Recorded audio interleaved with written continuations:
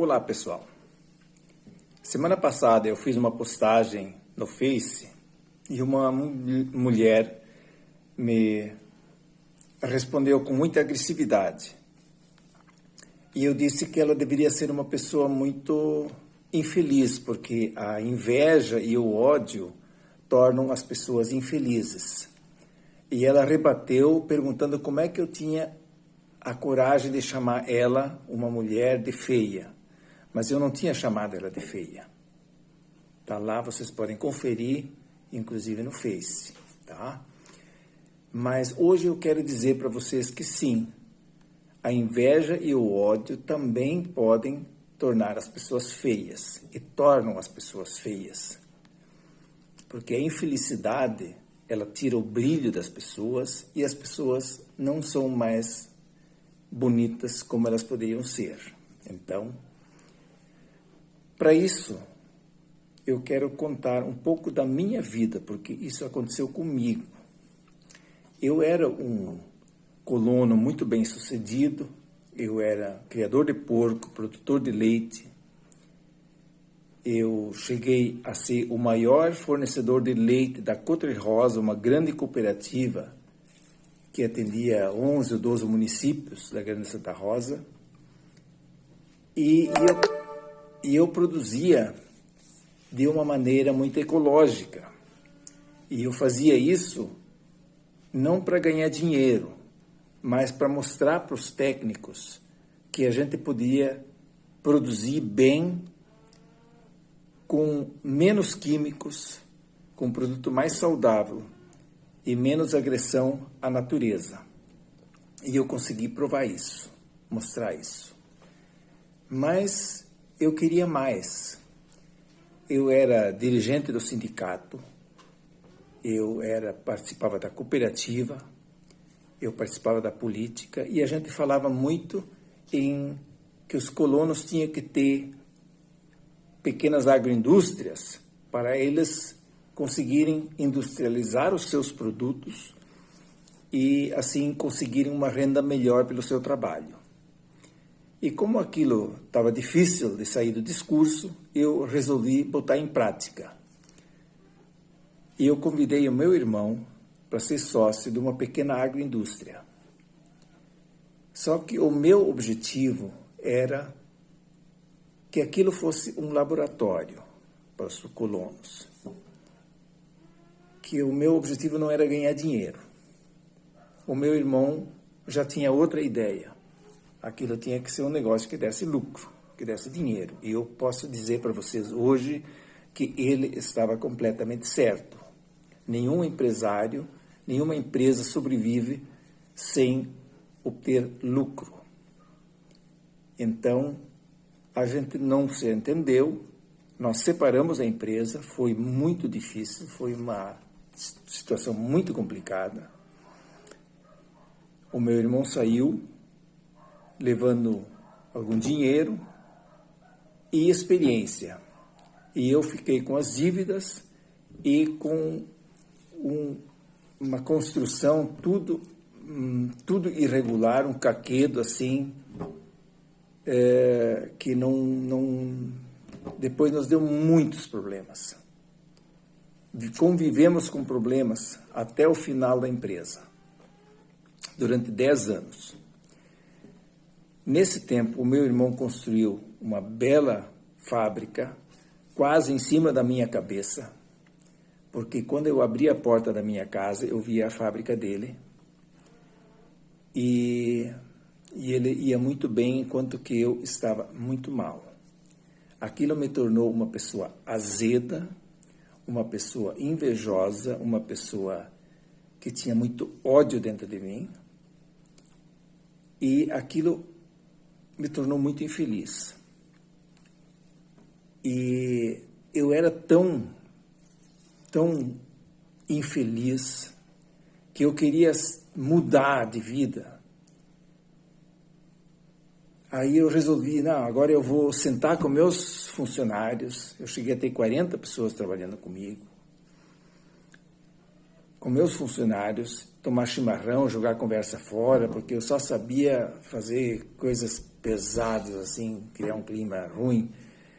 Só que acontecia que 2 minutos depois de eu sentar, não tinha mais nenhum funcionário a não ser o Cláudio. Ó, Cláudio, um grande abração para ti,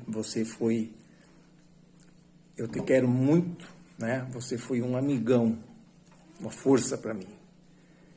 Mas também quero dizer aos outros, o primeiro que levantava era o Jair, que era o gerente do frigorífico.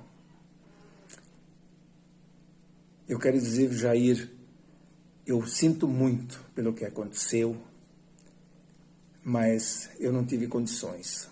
Não tive força para superar, tá? Então, eu quero que vocês se deem muito bem, todos vocês. Eu sei que todos nós aprendemos muito e vamos aproveitar o ensinamento disso. 10 anos depois, o meu filho disse assim, pai, eu assumo a empresa, mas tu tem que cair fora. Eu disse, eu já estou indo. Eu pensei que eu ia sozinho, que a minha mulher ia ficar com os filhos lá. Mas ela disse, não, eu vou junto. Meus filhos eram adultos. E nós saímos de lá. Damos uma procuração e fomos morar em Canasvieiras. Eu com 57 anos e ela com 61. E eu não sabia fazer nada da vida a não ser produzir leite, criar porco e vender salame, mortadela e assim por diante. O que eu ia fazer com isso em Florianópolis? Bem, por que Florianópolis? Porque era o único lugar que eu conhecia. Eu fiquei uns dias no apartamento da minha irmã, lá em Canasvieiras, então a gente resolveu ir para lá. Sem saber o que fazer da vida, aí eu me joguei para mostrar que eu ainda estava vivo, me inscrevi num curso do SEJA, Educação de Jovens e Adultos. E estudei muito.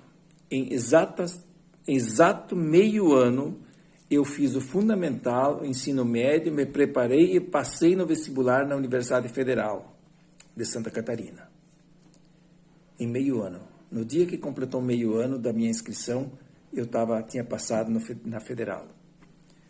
Estudei depois meio ano e aí não deu. Eu vi que aquilo não era para mim e larguei.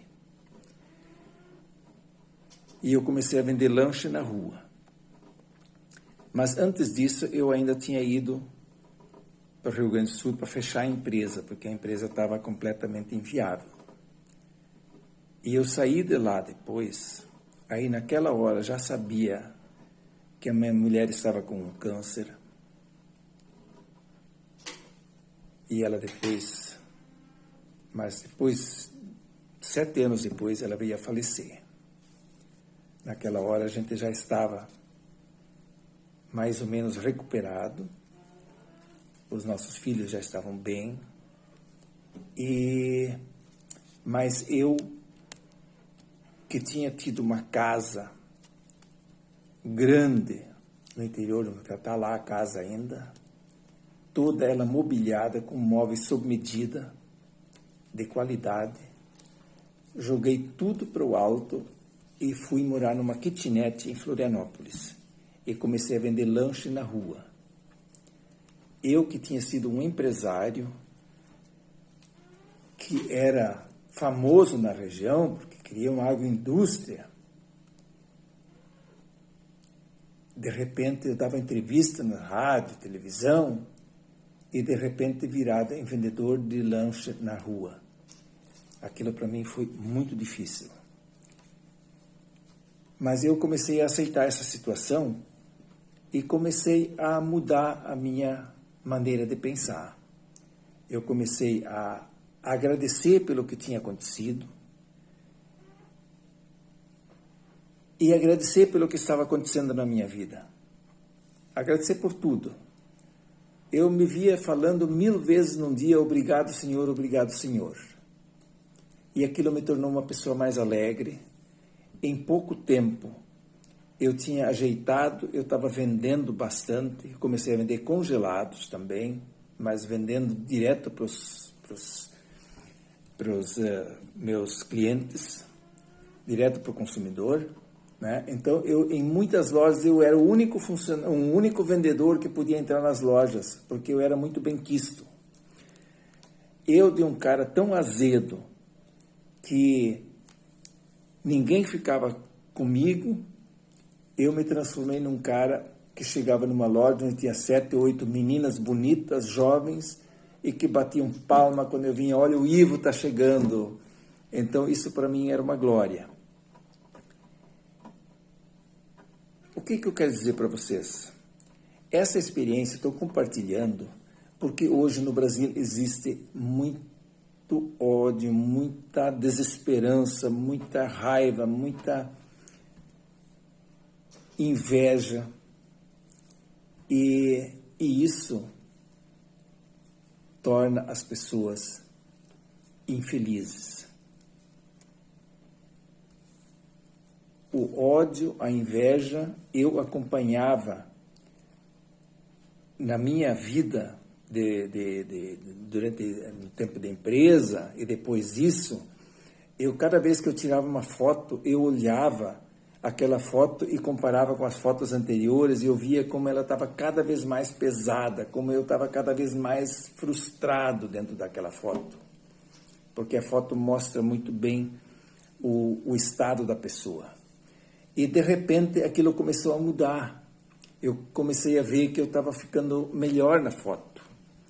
Então hoje eu quero dizer para vocês que eu estou me sentindo muito bem, e eu quero que vocês saibam que se hoje o Brasil está numa desgraça, nós temos que também agradecer, porque o Bolsonaro é uma desgraça para o Brasil, mas para alguma coisa ele serviu. Em primeiro lugar, para desmascarar a nossa elite, que dizia que era difícil escolher entre um professor universitário, pai de família, exemplar, e um miliciano, um cara que nunca fez nada na vida a não ser trambiques. Então, essa elite que tem ódio de pobre, ódio de negro, ela foi desmascarada. Ela que espalhou o ódio contra quem fez as pessoas pobres terem chance na vida, essa elite foi desmascarada. Eles agora não sabem como tirar o Bolsonaro, mas eles estão desmascarados e eles vão dar jeito de tirar. Aliás, todos nós vamos dar jeito de tirar ele. Também o judiciário, a imprensa, a Globo, que ficou décadas falando mal do PT, mal do Lula, agora foi totalmente desmascarada. A Globo, que endeusava o Moro, foi desmascarada. O Moro, que era venerado como o grande herói do povo brasileiro, foi desmascarado. Aquela turma de trambiqueiros lá de Curitiba foram desmascarados. E tudo isso oportuniza o Brasil para entrar numa nova fase, uma fase bem mais consciente, onde ele vai construir um futuro real para os nossos filhos, nossos netos. Então, o Lula está vindo aí. 2022, o Lula vai ser eleito presidente do Brasil. Quer vocês, bolsonaristas, queiram ou quer não, ele vai ser o presidente.